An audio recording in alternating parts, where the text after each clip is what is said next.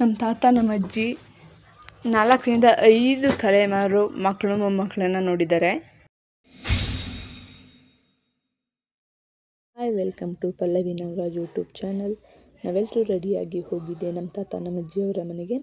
ನಮ್ಮ ತಾತ ನಮ್ಮ ಅಜ್ಜಿ ಅಂತ ಅಂದರೆ ನಮ್ಮ ಅಮ್ಮನ ಅಪ್ಪ ಅಮ್ಮ ಅವರ ಮನೆಗೆ. ಯಾಕೆ ಅಂದರೆ ನಮ್ಮ ತಾತನಿಗೆ 100 ವರ್ಷ ಕಂಪ್ಲೀಟ್ ಆಗಿದೆ.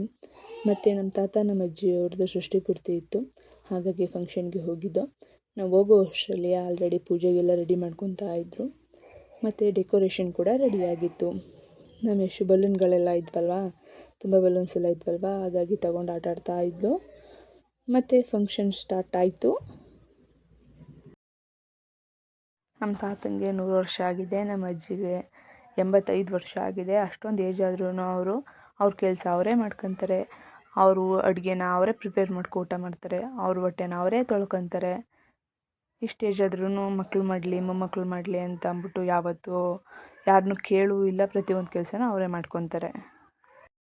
ಹಾಗೆಯೇ ಫಂಕ್ಷನ್ಗೆ ದೊಡ್ಡಸ್ವಾಮಿಗೌಡರು ಸಹ ಬಂದಿದ್ದರು. ಹಾಗೆ ನಮ್ಮ ತಾತ ನಮ್ಮ ಅಜ್ಜಿಯವ್ರಿಗೆ ಪೇಟ ಶಾಲು ಎಲ್ಲ ಹಾಕಿ ಸನ್ಮಾನ ಮಾಡಿ ಮತ್ತು ಅವ್ರ ಜೊತೆ ಒಂದು ಫೋಟೋ ತೆಗೆಸ್ಕೊಂಡ್ರು. ನಮ್ಮ ತಾತ ನಮ್ಮ ಅಜ್ಜಿ ಕಡೆಯಿಂದನೂ ಸನ್ಮಾನ ಮಾಡಿ ಮತ್ತು ಗಿಫ್ಟನ್ನ ಕೊಟ್ಟರು ಗೌಡ್ರಿಗೆ. ಹಾಗೆಯೇ ನಾವು ಸಹ ಗೌಡ್ರ ಜೊತೆ ಒಂದು ಫೋಟೋ ತೆಗೆಸ್ಕೊಂಡ್ವಿ. ಮತ್ತು ಅಷ್ಟರಲ್ಲಿ ದಿವ್ಯಾ ಬಂದಳು. ನಾನು ತಾತ ಅಜ್ಜಿ ಜೊತೆ ಒಂದು ಫೋಟೋ ತೆಗೆಸ್ಕೊಂಡು ಮತ್ತು ಊಟ ಮಾಡಿಕೊಂಡು ದಿವ್ಯಾ ಅವ್ರ ಮನೆ ಹತ್ರ ಹೋದ್ವಿ.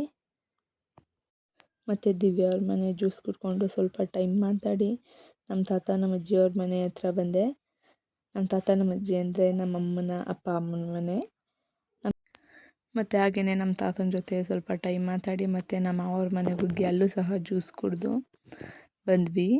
ಮತ್ತು ಇಲ್ಲಿ ಶಾಸ್ತ್ರ ಮಾಡ್ತಿದ್ದಾರಲ್ಲ, ಇವರೇ ನಮ್ಮ ಅಜ್ಜಿ, ಅಂದರೆ ನಮ್ಮ ಅಮ್ಮನ ಅಮ್ಮ. ಅವರಪ್ಪ ಅವ್ರ ಅಮ್ಮಂಗೆ ಅವರೇ ಶಾಸ್ತ್ರ ಮಾಡ್ತಾ ಇದ್ದಾರೆ. ಇವತ್ತಿನ ದಿನ ಸ್ವಲ್ಪ ಬ್ಯುಸಿಲೇ ಕಳೆದೋಯ್ತು. ಫಂಕ್ಷನು ಅಲ್ಲಿ ಇಲ್ಲಿ ಓಡಾಟ ಇದೇ ಆಗೋಯ್ತು ಇವತ್ತಿನ ದಿನ. ಮತ್ತು ನೆಕ್ಸ್ಟ್ ವ್ಲಾಗಲ್ಲಿ ಸಿಗೋಣ. Thank you all.